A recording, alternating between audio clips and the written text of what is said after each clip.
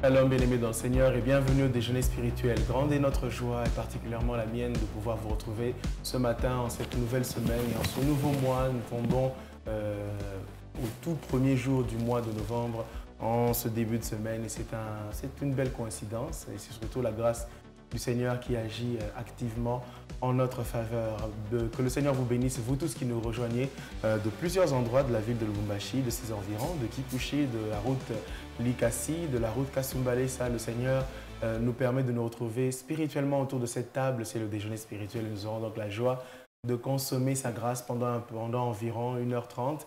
Toutes nos excuses pour ce retard qui a été causé. Qu'à cela ne tienne, nous allons très rapidement le rattraper car nous avons la joie d'être ensemble. Je m'en vais saluer avec vous et pour vous, ceux qui seront avec nous sur ce plateau. Bonjour, Papa Jerry. Bonjour, bonjour, Frère Ephraim. Maman Sarah, bonjour. Bonjour, Papa Ephraim. Merci de nous faire la joie d'être avec nous ce matin. Amen, nous sommes là. Vous êtes prêts à attaquer On est là. Moi aussi, je suis dans la joie. Amen. Alors, on ne va pas se faire prier, on va attaquer tout droit et foncer tout droit dans notre déjeuner spirituel. Prions le Seigneur, disons-lui merci pour ce jour et le privilège qu'il nous accorde. Merci Seigneur pour ce jour, merci pour la grâce, ô Dieu, que tu nous fais pour ton amour, pour ta fidélité. Seigneur, ce n'est que grâce et sans ta grâce, Dieu, nous ne serons rien. Et nous ne voulons pas la perdre, nous voulons persévérer si nous sommes là en ce lieu, c'est parce que tu l'as permis. Tu nous as renouvelé ta grâce, tu as dit que nous vivrions et nous avons vécu. Nous sommes là, Père éternel. Arrose nos cœurs, arrose nos corps, arrose nos âmes, arrose nos esprits. Merci d'être avec nous. Arrose-nous, Seigneur, notre Dieu, et fais-nous le bien que tu as. Père éternel de semaine, nous prions, Père Seigneur, je te le demande au nom de Jésus. Atteins ton but ce matin. Nous brisons et détruisons tout ce qui est de l'ennemi Satan contre nos vies, contre, oh Dieu, ce programme, contre toutes les vies que tu attires à toi au travers de ce programme. Au nom de Jésus, et nous élevons la bannière de Golgotha, celui qui a été élevé souverainement. Et nos yeux sont tournés vers toi en ce jour, Père éternel. Nous te faisons entièrement et totalement confiance, notre Dieu. Nous élevons Jésus. Au nom de Jésus, nous avons ainsi prié. Amen. Amen. Bon appétit à vous. Merci, pareillement. Merci.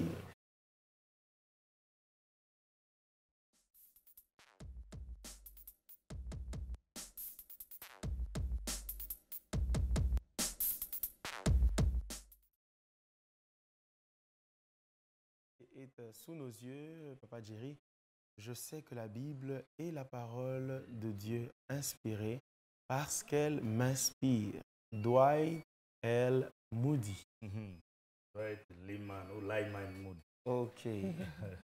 Alors là, je sens là-dedans une expérience personnelle qui lui permet d'attester que la Bible est un livre inspiré. La Bible elle-même dit que la parole est inspirée. Mais lui va jusqu'à dire, c'est parce qu'elle m'inspire, moi je confirme qu'elle est inspirée. Donc, Moody ne voulait pas dire que tant que la Bible ne m'inspire pas, elle n'est pas la parole inspirée. Ce n'est pas vraiment dans sa pensée de dire ça. Il faut connaître la personne pour voir qu'est-ce qu'il voulait dire par cette parole-là. Je sais que la Bible est la parole de Dieu inspirée parce qu'elle m'inspire. On a déjà eu à parler de lui, c'est quelqu'un qui n'a pas beaucoup étudié et c'était un homme pratique.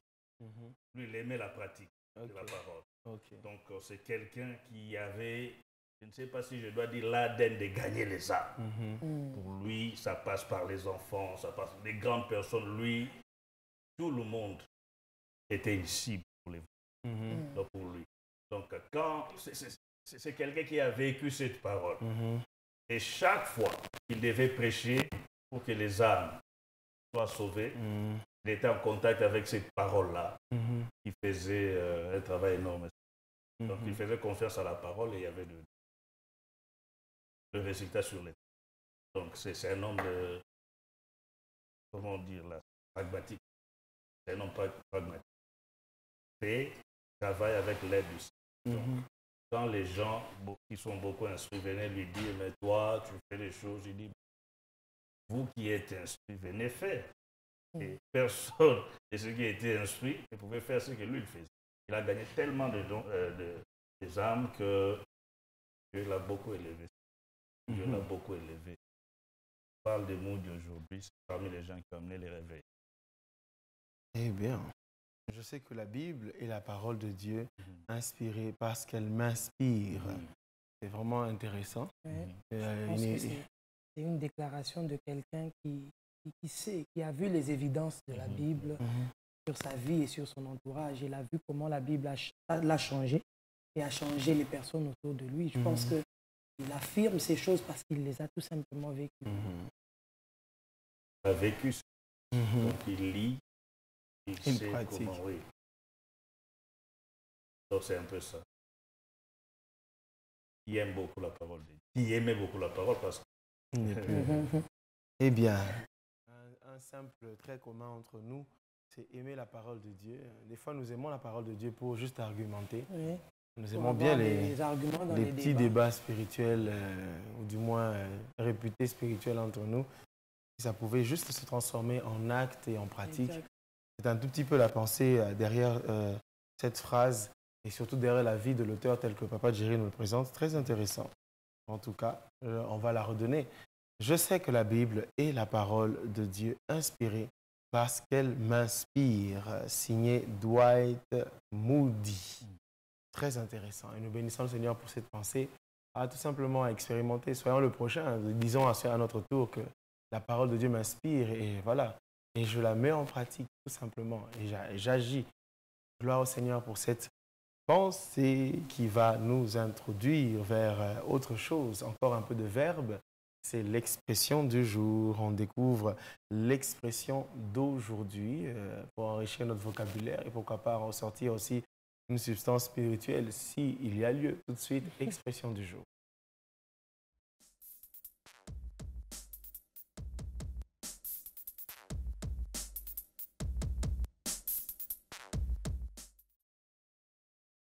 Elle s'affiche à nos yeux, être dans les vapes. Elle est là, être dans les vapes. C'est une expression de français courant. Ce n'est pas forcément le français des érudits. Être dans les vapes. Ce n'est pas les biscuits vapes non plus. Être dans les vapes. Être dans les vapes veut dire somnoler. Être dans les brouillards ou le brouillard. S'évanouir, on va enlever le S à s'évanouir. Et le E voilà. aussi. Ben voilà. Le ES, on enlève, c'est être le verbe s'évanouir. dans les vapes. Voilà ce que nous avons comme expression aujourd'hui. Vous êtes, on dit, il est dans les vapes, donc il est tombé évanoui. Il est tombé. Être dans le brouillard. Brouillard, normalement. Oui. Il y a, je crois qu'il y a quelque chose. Il y a un I qui a sauté là-bas. Ouais. Voilà. Et il y a... Voilà. Voilà, donc s'évanouir, oui. somnoler. Voilà, somnoler. Mais est-ce que ce sont des mots interchangeables? Somnoler, s'évanouir, c'est la même chose. Donc, voilà, je cherche à comprendre. Quelqu'un qui s'évanouit. Et quelqu'un qui somnole. Bon, je pense que ça peut dire les deux. Être dans les vapes peut exprimer les deux. Les deux, sans pour autant que ça dise la même chose. Voilà, soit interchangeable. Parce que celui qui somnole peut se réveiller tout seul. Celui qui s'est évanoui, on doit les ranimer. On peut le réveiller, sinon il prendra beaucoup de temps à se réveiller lui-même. Bon, c'est une façon aussi de dire que les choses ne sont pas très fixes face à ses yeux. Peut-être dans ce sens, quand on est dans les vapes, les choses ne sont pas à leur place, les choses ne sont pas claires devant nous. Quand on somnole, tout est tout. On est comme dans un étourdissement. Déjà. Quand on est dans le brouillard, on ne voit presque rien. Et quand on est évanoui, bon, on se met à rêver, à penser à beaucoup de choses. Et pour former des phrases avec cette expression-là, être dans les vapes, on peut essayer. Oui, déjà être dans les vapes, c'est elle-même toute une phrase. C'est toute une phrase. On dira Ephraïm est dans les vapes. Je suis dans les vapes. Bon, c'est aussi difficile de se mettre à la première personne parce que normalement on est inconscient. Mais j'étais dans les vapes. J'étais dans les vapes. Ouais. Ou bien le monsieur, on peut parler de quelqu'un qui vit cette situation-là. Oui. Il est dans les vapes. Il est vraiment dans les vapes. Il est tombé dans les vapes. Et précisément quand on ajoute on dit tomber à la place de être, c'est là qu'on va dans s'évanouir. Il est tombé dans les vapes, il s'est évanoui. Il est dans les vapes, il somnole, il est dans le brouillard, il est dans une situation d'hébétude, comme on dit. Il est un peu hébété. Est-ce que quand il y a le brouillard, après la pluie, on peut dire qu'on est dans les vapes? Physiquement, non, c'est plutôt un brouillard. Dans les sens figurés. C'est Voilà. figuré. Voilà. Ce n'est pas trop le brouillard physique que nous avons. Il faut expliquer, parce que quand quelqu'un dit parce que que... moi, quand j'ai vu brouillard, là, j'ai compris que c'est l'essence figurée. Et donc, quelqu'un... non, mais quelqu'un peut dire, aujourd'hui, je suis dans les vapes. Parce qu'il traverse le Parce qu'il est en brouillard. train de traverser le brouillard. Non, pas du tout. dire Là, ça, c'est vraiment pas- au sens C'est pas au bon endroit. figuré. Voilà une belle expression qui fait débat, qui nous aide à mettre en pratique directement. Hein, surtout, ne soyez pas dans les vapes spirituelles. Là, c'est encore pire. Donc là, c'est vraiment... Non, là, ça ne va pas. Alors, mot, expression, voilà ce qui nous a enrichi en français ce matin. Une expression courante de français courant qu'on peut facilement utiliser dans notre vocabulaire quotidien et qui va laisser sa place au pain du jour. Le pain du jour, la parole du Seigneur. Une portion que nous allons tirer du message de ce dimanche, prêché hier par le pasteur Guy Amanier. On continue dans la série ce que l'on attend d'un dispensateur, c'est qu'il serve. Il y a des choses à découvrir dedans. Le Seigneur insiste. Il insiste encore. Je n'en dis pas plus. À vos Bibles, à vos carnets, à vos stylos et à vos cœurs ouverts. Tout de suite, le pain du jour.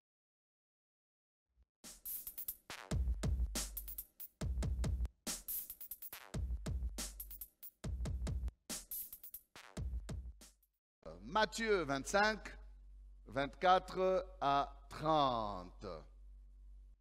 Celui qui n'avait reçu qu'un talent s'approcha ensuite et il dit, Seigneur, je savais que tu es un homme dur, qui moissonne où tu n'as pas semé et qui amasse où tu n'as pas vanné.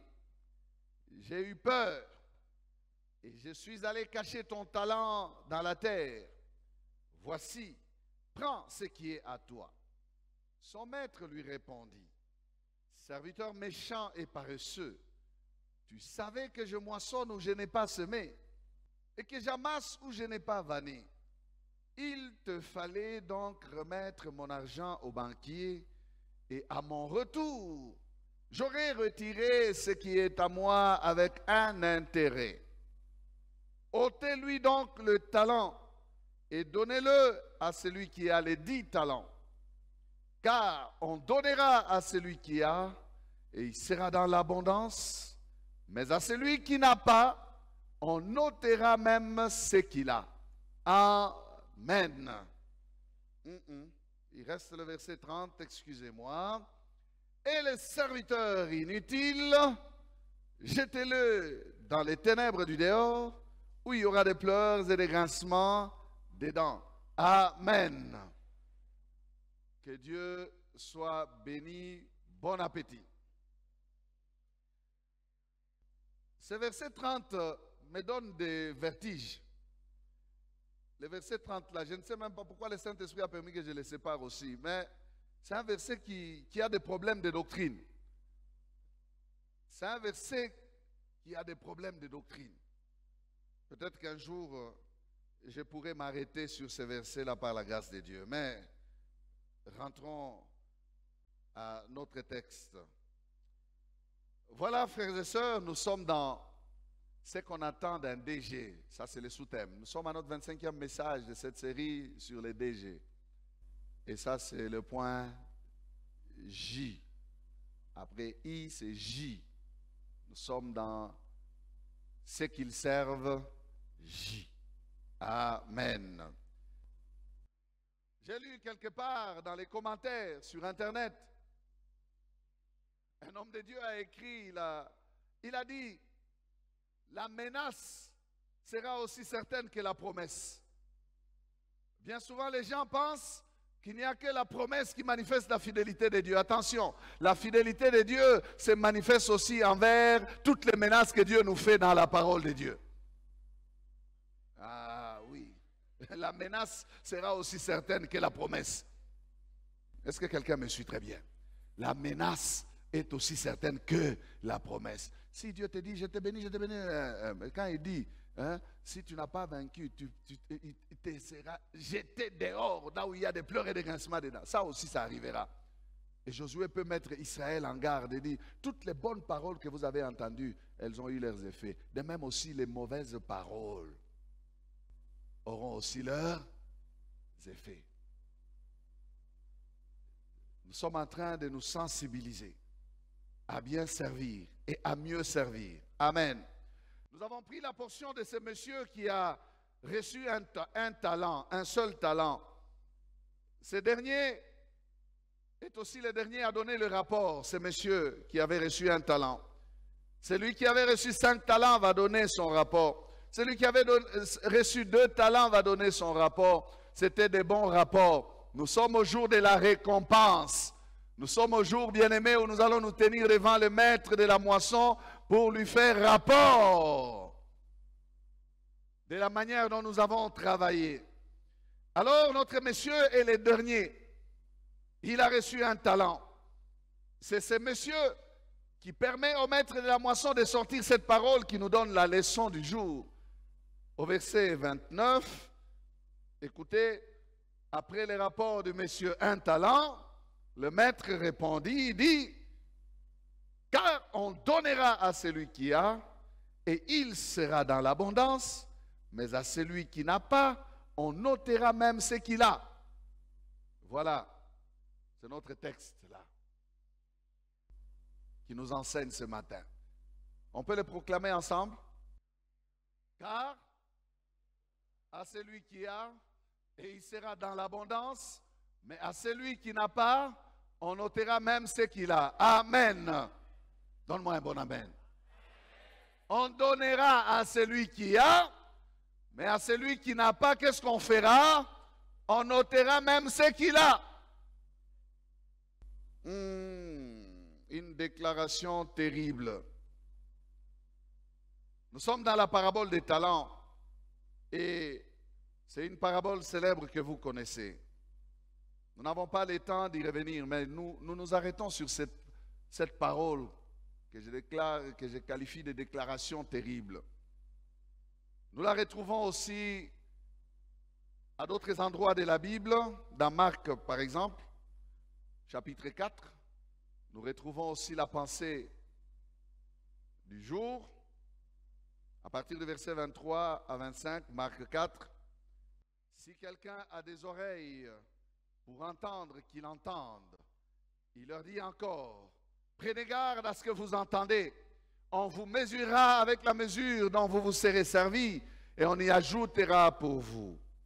Car on donnera à celui qui a, mais à celui qui n'a pas, on ôtera même ce qu'il a. Amen.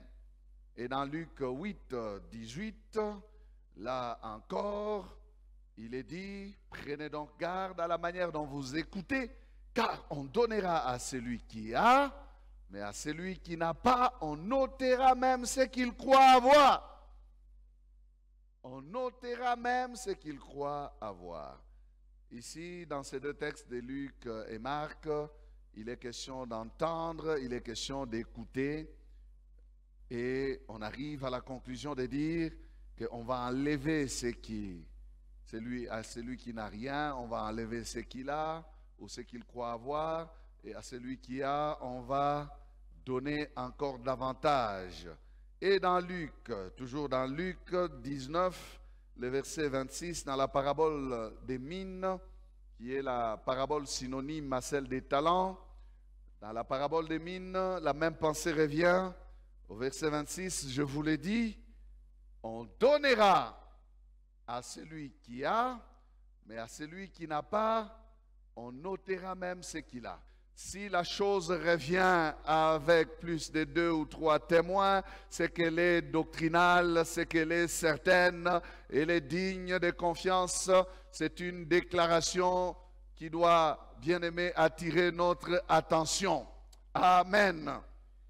Le monsieur qui a reçu un talent a eu peur de le fructifier. Nous le savons, nous le voyons dans la parabole. Il a préféré ne pas avoir de problème avec le propriétaire du talent. Et il l'a bien gardé. Il l'a bien conservé. Il n'a pas voulu le perdre. C'était un bon gardien. Il a gardé le talent qu'il avait reçu. J'avais déjà déclaré ici, frères et sœurs, à propos de cette parabole, et je vous rappelle cette pensée, que souvent ceux qui ne font rien n'ont que la bouche pour justifier leur manque de production. parabole des talents pour nous amener dans ce 10e message sur ce que l'on attend d'un dispensateur, c'est qu'il serve. Un 10e message qui vient nous amener sur la récompense, encore une fois. La fidélité du Seigneur dans la récompense, mais le revers de la médaille pour celui qui devait servir, qui n'a pas eu j'ai envie de dire, la volonté de servir et qui maintenant se retrouve au moment des récompenses et le Seigneur est en train de décrire les récompenses à ce moment-là. C'est important ici que nous puissions voir que lorsque le Seigneur veut nous rémunérer, il veut nous récompenser, c'est en fonction de ce que nous avons produit. Lui, il donne la capacité, il donne les talents, il donne l'argent, il donne le don, il donne tout ce, voilà. Les talents ici, nous pouvons prendre ça dans les sens, ce que Dieu nous donne. Dieu peut nous donner des capacités, il peut nous donner de l'argent pour son œuvre, il peut nous donner beaucoup de choses. Et la récompense, oui. Dieu nous récompense. Dieu nous récompense et nous devons vraiment travailler pour y arriver. Quand nous sommes dans un groupe, nous sommes en train de travailler, il est difficile de voir que tel travail, tel... Mais devant les tribunaux de Christ, le Seigneur ne se trompe. C'est-à-dire même si notre œuvre n'est pas vue par les hommes, Dieu sait voir que tel travail. C'est ce que nous devons retenir. Enterrer son talent, c'est pas bien. C'est pas bien. Je suis en train de réfléchir.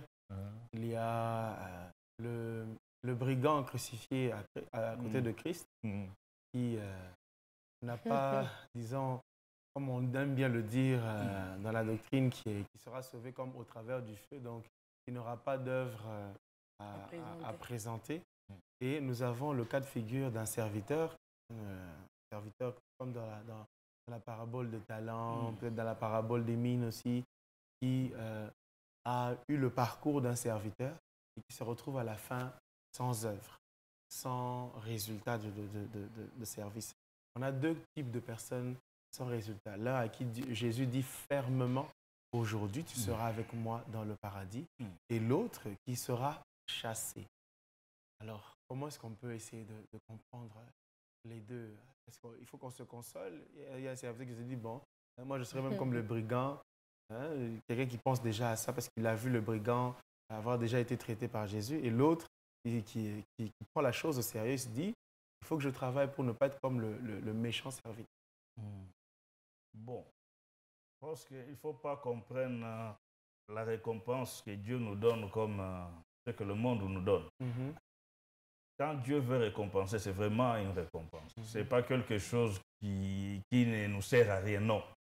C'est quelque chose qui nous sert et c'est beaucoup. Pourquoi Dieu lui-même veut que nous puissions travailler? Pourquoi lui-même parle des récompenses? Ici, n'oublions pas que c'est l'Éternel, le Dieu Tout-Puissant, lui-même qui rémunère. C'est important que nous servions. Je ne sais pas trop, parce que l'heure n'est pas encore arrivée. Je ne sais pas trop la joie que ça va nous donner. Je ne sais pas trop. Mais puisque c'est Dieu lui-même qui veut nous récompenser, moi, je préfère travailler que d'attendre. Je préfère travailler. Si vous me demandez, mais à quoi ça va ressembler, tout ça, je ne sais pas encore. Cette joie, que je sais que ça procurera la joie. Mais pas la joie. Peut-être que nous nous mettons dans la peau des humains. Mais on n'a pas encore suffisamment... on n'a pas le corps de résurrection pour comprendre les choses que nous allons vivre à cette époque-là, en ce moment-là. Donc, la joie que ça procurera, l'effet que ces cadeaux-là que Dieu va nous donner, c'est-à-dire non, ces récompenses-là que Dieu va nous donner, va faire, ça, j'ignore. Donc, comme j'ignore, et que la récompense, c'est de la bouche de Dieu lui-même, qu'il nous récompensera, moi, je préfère travailler, ne pas enterrer mon talent. Voilà, c'est ce que je peux dire. Donc, voilà. Maintenant, les brigands à la croix, il n'a pas fait d'œuvre, mais déjà, le fait d'accepter Jésus-Christ comme Seigneur et Sauveur, c'est déjà quelque chose. Je ne sais pas. La Bible dit, heureux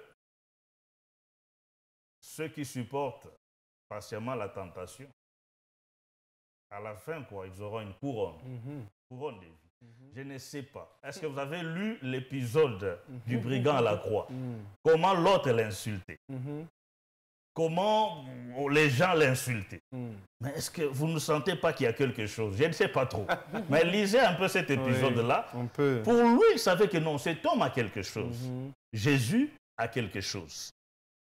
Et même quand on l'insulte, il sait que non. Souviens-toi de moi. J'ai quelque chose de cet homme ici. Mais pourquoi vous faites confiance à cet homme? Pourquoi vous lui faites confiance? Ce jour-là, je crois qu'il y aura beaucoup de surprises. Il y aura beaucoup de surprises. Est-ce qu'il n'a pas fait quelque chose? Je ne sais pas. Mais croire en Jésus, déjà, c'est une bonne chose. C'est déjà une bonne chose. Comment Sarah, il y a cette question que moi, Moi, je pense que c'est un peu ce que le pasteur avait dit à une de ses prédications, toujours par rapport dans cet épisode de ce qu'il sert. Il avait bien dit que les récompenses ne sont pas le salut. Il y avait un point doctrinal qu'il avait posé, comme quoi ce n'était pas une question de salut. Là, quand on parle des récompenses, on parle des personnes qui ont déjà le salut. Cela veut dire que quand Dieu vous prend dans l'œuvre, il vous a déjà accordé le salut. Donc, les deux cas de figure, pour moi, à mon avis, ne sont pas très liés. Parce que là, en ce moment, le brigand à la croix, il obtient le salut. Vous voyez? Donc, il n'a rien fait pour le Seigneur parce qu'il ne le connaissait pas. Il connaît le Seigneur là à la croix et il a cette grâce, cette opportunité. Ce qui n'est pas donné à tout le monde. Vous voyez? Alors, mais ces serviteurs dont on nous donne l'exemple, eux, ils ont déjà le salut. Ça veut dire qu'ils connaissent leur maître. Ils marchent avec leur maître. Et leur maître leur a confié la mission. Comme on dit, allez, faites des nations des disciples. On peut dire ça comme ça, par exemple. Donc, dans ces cas de figure, tout le monde a déjà le salut. Et tout le monde maintenant sert en fonction de dons que Dieu fait. Donc, vous avez le salut, Dieu vous fait des dons, des talents. Maintenant, ce sont ces talents-là qu'il faut fructifier. J'ai peur de dire même qu'il y a de ceux qui ont le salut et qui finissent par le perdre. Parce que c'est biblique. Et qui finissent par le perdre. Pourquoi? Parce qu'ils n'ont pas fructifié le don que Dieu leur avait donné. Ce talent-là que Dieu donne, c'est pour que nous puissions le fructifier. Et c'est même ça. Lorsque nous obtenons le salut, nous vivons pour Dieu. Je ne vis pas en fonction du frère Ephraim. Je ne vis pas en fonction de Papa Géry. Je ne sais pas qu'est-ce que Dieu a confié à Papa Géry. Je ne sais pas qu'est-ce que Dieu m'a confié à moi. Je ne sais pas qu'est-ce que Dieu vous a confié. Est-ce que vous avez 5 et moi je suis la personne au seul talent? On ne sait pas. Vous voyez? C'est à partir de ce moment-là que nous devons maintenant œuvrer pour le Seigneur. Qu'est-ce qu'on fait de ce que Dieu nous a donné? C'est un don. Ça n'a rien à voir avec le salut. C'est un don que Dieu nous fait, que nous devons fructifier, que nous devons mettre au service de Dieu. Qu'est-ce que nous en faisons? Alors, celui-là de un talent, il préfère se taire, il est dans son coin, il ne fait rien de son talent. Et Dieu dit à celui qui n'a pas, on notera même ce qu'il a. Ça veut dire qu'à chacun d'entre nous, il y a quelque chose que Dieu a quand même mis, a donné, mais on n'a pas réussi à fructifier. Et on rend des comptes à la fin. Moi, j'aime ces récits de la Bible. Il commence par celui à qui il a donné plus. C'est celui-là qui commence à faire rapport. Donc, ça veut dire que même celui qui a un là, il a le temps encore d'apprêter son rapport. Hein, s'il était tellement retardataire, donc il a vraiment le temps de se rattraper. On commence par celui-là. Le temps qu'il fait rendre compte de ce talent, de l'autre. Donc, il a le temps de griffonner même, hein, de faire vite. Mais il vient, il n'a vraiment rien. Vous voyez, donc il n'a rien. Non, j'avais peur et tout. Donc, une raison, là, il n'a que des arguments. Je sais que tu es un homme bon. Donc, lui, c'est la bonté de Dieu, quoi. C'est tout. Et voilà, il subit les conséquences du manque, du sérieux dans le service pour lequel il avait été appelé. La situation du brigand à la croix, ça préoccupe toujours. Oui. On se dit, mais lui, il aura quoi? Il aura quoi? Il a cru à la croix. Mais il aura quoi? Nous ne savons pas clairement. Non, lui, il est vraiment, comme dit frère Ephraim, au travers le feu. On ne sait pas. Mais c'est la joie d'être sauvé, c'est tout ce qu'il aura. La joie d'être sauvé, c'est déjà beaucoup. C'est déjà beaucoup. Nous ne savons pas combien de temps, qu'est-ce qu'il a vraiment enduré à la croix. S'il a supporté quelque chose, nous le savons. Donc, on le saura ce jour-là. Mais ce qui est vrai, c'est que le service que nous faisons pour Dieu est récompensé. Ça, c'est ce que nous... Quand je vois le monsieur qui a reçu, le serviteur qui a reçu un talent, je me demande qu'est-ce qu'il avait ressenti lorsqu'on lui donne un talent. Il regarde celui-là à qui on donne 5, à l'autre on donne 2 et c'est à moi qu'on donne 1. Qu'est-ce qu'il a ressenti? Nous ne savons pas. Qu'est-ce qui s'est passé dans la tête de ces messieurs? Mais tout ce que nous savons, c'est qu'il est allé cacher ces talents-là. Ici, pour dire que Dieu donne à chacun selon sa capacité. Vous savez que la capacité qu'il donne à tel pasteur de gérer 5000 églises, ce n'est pas la même capacité qu'il donne à l'autre. Il dit, celui-là, si on lui donne 5000 églises, plutôt 5000 membres. Celui-là, si on lui donne 5000 membres, c'est comme ça. Vous comprenez? À chacun sa capacité. Oui. Donc, moi, je ne dirais pas que, bon, Dieu, tu ne m'aimes pas parce que tu m'as donné ça. Non. Moi, je ne peux que faire avec ce que Dieu m'a donné. C'est ça. Et la récompense ne dépendra pas de ce qu'on a reçu, du gros lot qu'on a reçu de la part du Seigneur. La récompense dépendra de la fidélité à l'œuvre. Qu'est-ce que nous avons fait de ce que Dieu nous donne?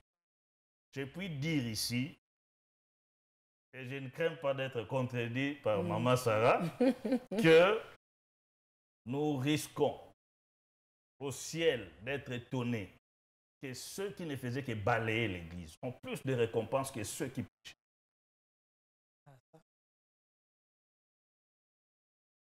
Lui ne faisait que donner. Mais nous avons prêché la parole de Dieu, tout ça. Mais vous arrivez devant le Seigneur dit non, celui-là a servi avec fidélité. Il y a beaucoup de surprises qui nous attendent.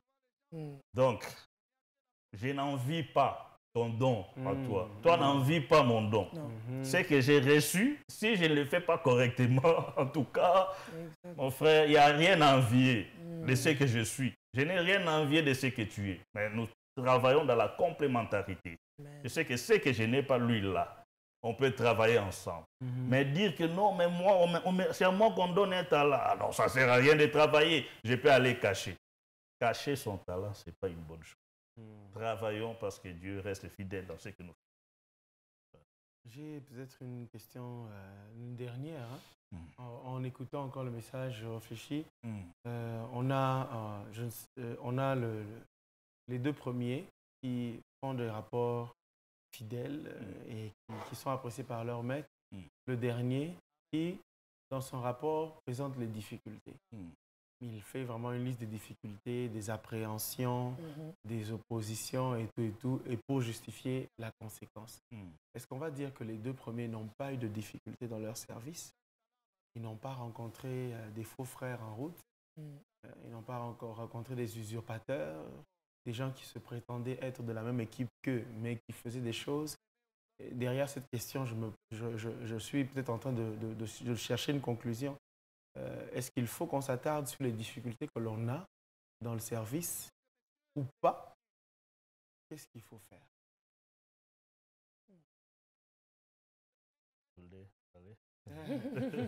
Voilà. Je pense que ça a été difficile pour l'un tout comme l'autre. Et je pense que c'est la personne qui reçoit un talent, c'est comme dit Papa Géry, c'était en fonction de sa capacité. Et quand il présente les difficultés, ça prouve vraiment qu'il méritait seulement ce talent-là. Et le Seigneur n'attendait de lui qu'une petite volonté. J'aime ce que la Bible dit de lui, il dit, tu sais que je moissonne là où je n'ai pas semé et tout ça, mais tu aurais pu déposer ça chez un banquier si tu pensais que c'était si difficile. Ça veut dire qu'il y a toujours une solution, quelque part. Il ne l'a tout simplement pas cherché. Il ne l'a tout simplement pas cherché. Ou il n'a peut-être pas aussi posé la question au maître de l'œuvre. Je pense que dans toute chose, quand ça semble difficile, il faut demander au maître de l'œuvre. Vous voyez, c'est le maître qui lui dit, tu aurais pu mettre ça en banque. Ça veut dire que s'il avait pris le temps de demander à son maître qu'est-ce qu'il pouvait en faire, je pense que cette réponse ne serait pas venue si tard. La réponse serait venue au bon moment et il aurait pu déposer à la banque. Donc il n'a pas fait ce qu'il fallait. Il était dans son coin à se lamenter sur son talent. Comme Papa Géry disait, il regarde l'autre, il a 5. Souvent, c'est même ce qu'on a même dans notre vie. Hein. On se dit, celui-là, il a beaucoup d'argent parce qu'il en a. Il arrive à reproduire parce qu'il en a. Il a beaucoup d'argent. Alors, celui qui a l'argent produit l'argent. Moi, je n'ai que ça. Je ne sais que balayer. Oui, balaye. Ne laisse pas ça. Fais ce que toi, tu peux faire. Parce que c'est une question de toi avec Dieu. Ce n'est pas une question de comment je peux dire? Ce n'est pas une question de ce que tu vois chez les autres. C'est une question de toi avec ce que Dieu t'a donné. Qu'est-ce que toi, tu en fais? Il n'a rien fait. Il est vraiment paresseux. Il est paresseux, il aime se lamenter sur lui et il n'a vraiment pas voulu travailler. Vous voyez? Donc, il n'a vraiment pas cherché de solution. Il ne l'a pas cherché tout simplement. Je pense que tous les autres ont eu des difficultés, mais ils ont réussi à avoir le double de ce qu'ils avaient. Ça veut dire que lui aussi, il pouvait. Il n'a simplement pas cherché. Il a préféré paresser. Et il a récolté le fruit de sa paresse. Tout simplement. Si on peut faire un petit calcul, imaginez que ce soit au paresseux là que le Seigneur avait remis 5 talents. Voilà. Faisons un petit calcul pour voir que le Seigneur allait perdre combien? 5 talents. Vous comprenez un peu? Et quand on dit un talent, peut-être que nous négligeons, mais un talent, quand vous faites par rapport au dernier qui était les salaires quotidiens d'un ouvrier, faites avec les talents, ça fait à peu près 80 ans. Le travail. Vous faites perdre à quelqu'un beaucoup d'années, tout ça. Imaginez que, faisons l'échange. Donnons à ces paresseux-là 5 talents. C'est-à-dire, il reste avec 5. Vous voyez un peu? Il reste avec 5 parce qu'il ne va pas produire. Celui qui a reçu 2, il va produire 2 autres. Ça fait 4, non? Plus les 5, ça fait 9. Bon, celui qui a reçu un talent, il n'est pas paresseux. Il va produire. Ça fait 2. 9 plus 2, ça fait 11. Vous comprenez un peu? Maintenant, revenons dans la situation où la situation normale qui est décrite dans la Bible. Donc celui qui avait 5 a produit 5, ça fait 10. Celui qui avait 2 a produit 2. 2, ça fait 4. 10 plus 4, 15. Bon, celui qui a reçu un talent, tout ça, il a enterré. Voilà, donc ça fait 15 au total. Mais quand vous prenez la situation inverse, ça fait quand même 11. Vous faites perdre 4 talents, je crois. 4 talents, Seigneur, c'est déjà beaucoup. C'est déjà beaucoup. Donc, moi, je pense que travailler, c'est une bonne chose. Travailler, c'est une bonne chose. Les difficultés ne manqueront jamais. Les difficultés ne manqueront jamais. Nous pouvons toujours continuer à travailler. Même avec l'âme. Oui, on pleure, on dit, ah Seigneur, qu'est-ce qui ne va pas? On pleure, mais on travaille. On pleure et voilà. Donc, eh bien, nous sommes enseignés ce matin. Travaillons, ne faisons pas perdre au Seigneur ses talents, ne faisons pas perdre au Seigneur ses ressources. Le Seigneur veille sur le dépôt qu'il a déposé en nous, qu'il a mis en nous et il voudrait que nous puissions le fructifier. Le Seigneur le veut et il viendra chercher des comptes. Il viendra chercher des comptes, en tout cas. J'ai envie qu'on s'asseye là un peu parce qu'il y a tellement à dire. Mais bon, on ne va pas anticiper sur chaque portion. Il y a une portion pour chaque jour et certainement que les autres portions nous feront encore nous asseoir pour méditer ensemble sur leur profondeur. Merci Papa Jerry, Maman Sarah. Merci infiniment. Gloire au Seigneur. Le 081 42 44 406 est ouvert. Écrivez-nous par message SMS ou par WhatsApp et partageons ensemble la joie du Seigneur. Alors, Maman Sarah, nous avons un invité sur notre plateau que nous allons vraiment recevoir avec promptitude. Nous avons Brother Lovett qui est avec nous. Bonjour, Brother Lovett. Bonjour. Et bienvenue au déjeuner spirituel. Voilà, voilà. Alors, Brother Lovett, vous venez avec un message, j'ai envie de dire message de l'heure, mais bon. Alors, qu'est-ce qui amène Brother Lovett sur le plateau du déjeuner spirituel ce matin? Sur le plateau du déjeuner spirituel, nous venons parler des activités de la congrégation anglophone. Des activités marquant le 4e anniversaire de notre jeune congrégation. Voilà. Qui peu à peu est en train de grandir. Ah oui, hein. Le bébé n'est plus bébé du tout. Bientôt, c'est les dents pour oui. C'est en matière spirituelle, l'âge là ne compte même pas. Donc, il y a très loin. C'est ce qui nous amène parmi vous ce matin. Ok, alors, dites-nous en plus. Ok. Nous commençons déjà mercredi dans et après-demain et nous aurons 2 jours d'enseignement avec le pasteur Josué qui viendra de Johannesburg en Afrique du Sud et le pasteur invité pour l'événement. Et mercredi, jeudi, intense enseignement. Vendredi, c'est un temps de louange et adoration. Nous ne voulons pas dire un concert parce que c'est un moment que nous voulons d'intimité avec Dieu à travers le chant. Et nous disons c'est pas différent d'un culte. C'est un moment spécial. Nous voulons que les cœurs s'ouvrent davantage devant le Seigneur, où les gens peuvent davantage goûter aux délices de son amour et se rendre davantage disponibles également, être des bons dispensateurs de cet amour-là. Je pense que la congrégation anglophone n'est pas en dehors du thème général qui accompagne l'Église depuis le début de cette année. Et vendredi, ça c'est vendredi, et samedi nous aurons what we call as Fellowship Day. C'est une journée de récréation. Voilà. Nous aurons plusieurs ou différentes activités. Ce jour-là, c'est des activités récréatives. Nous aurons des jeux, nous aurons surtout également un bon moment autour d'une bonne nourriture. Il faut bien le dire. Les anglophones, nous le disons, on va pas philosopher, nous l'appelons vraiment voilà, le swallowship. Swallowship. Donc, à côté du fellowship qui est la communion fraternelle, nous parlons de swallowship, si on pouvait dire la nourriture fraternelle. Donc bon, et ce sera samedi. Et dimanche, c'est Thanksgiving Day. Voilà. C'est une journée d'action de grâce. Le culte est particulier. C'est un jour où les cœurs s'ouvrent pour reconnaître les bienfaits de Dieu depuis ces 4 ans et peut-être depuis le début de cette année également. Et voilà comment les choses vont se dérouler pour ce 4e anniversaire. So, Brother Lovett, c'est bien beau de parler pour les francophones et tout ça. Mais notre première cible, c'est les anglophones. En tout cas, francophones, vous êtes les bienvenus. Ça, c'est clair. Vous êtes vraiment les bienvenus. Nous allons les mettre à l'aise. Hein. Il y aura l'interprétation. N'ayez pas peur. Parce qu'en matière de parole, ben oui. Hein. Donc, vous êtes les bienvenus. Hein. Du 3 au 7, 2 jours pour le séminaire, le 3 et le 4.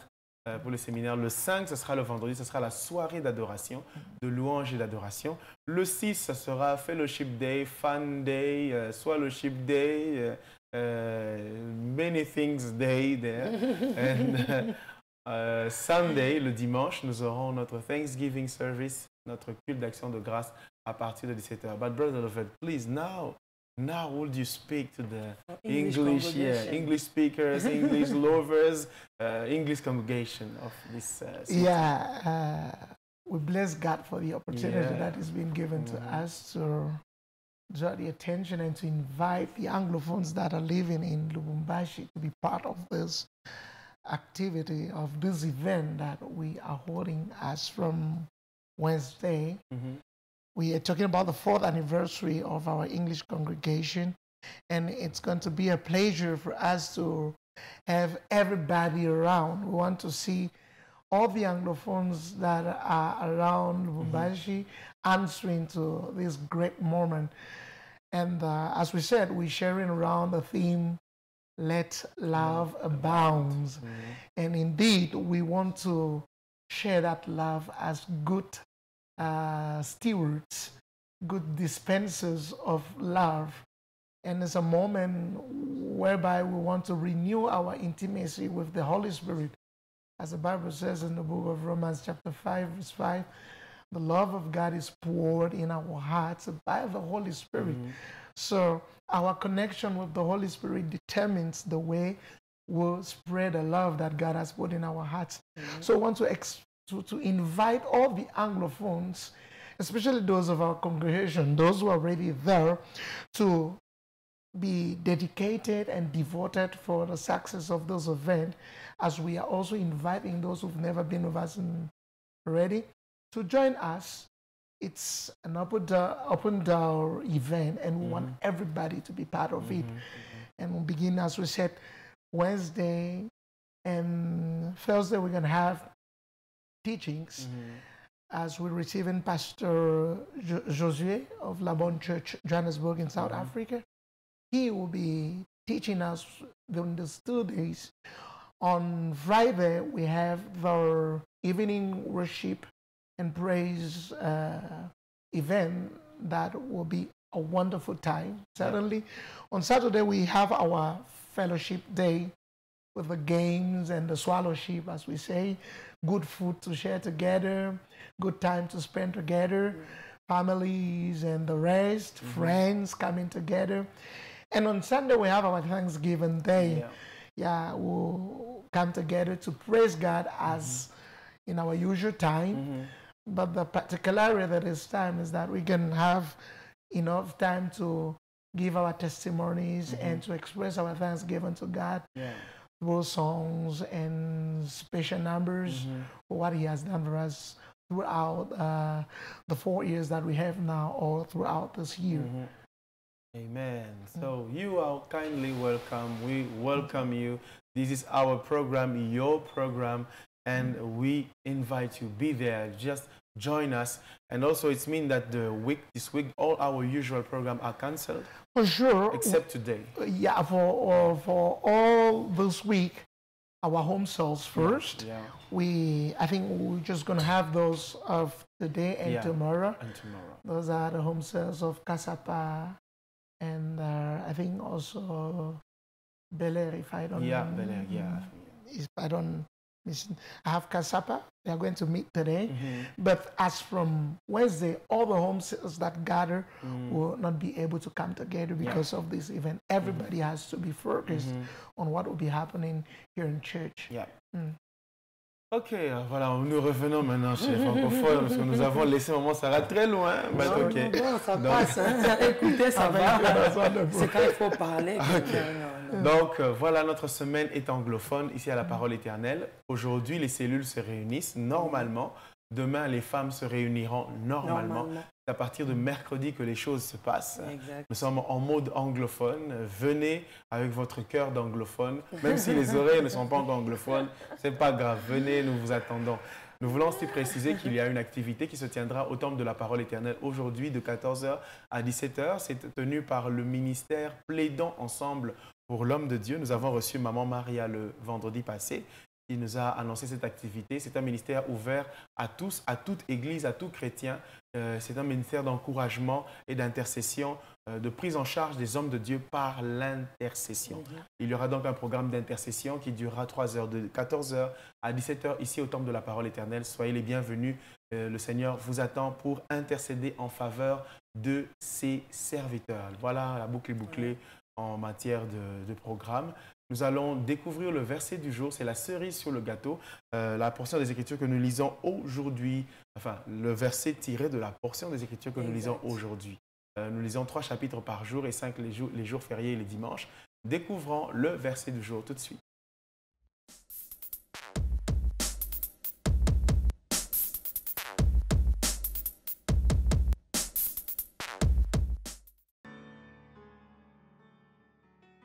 Le voici. Jean chapitre 16, verset 22.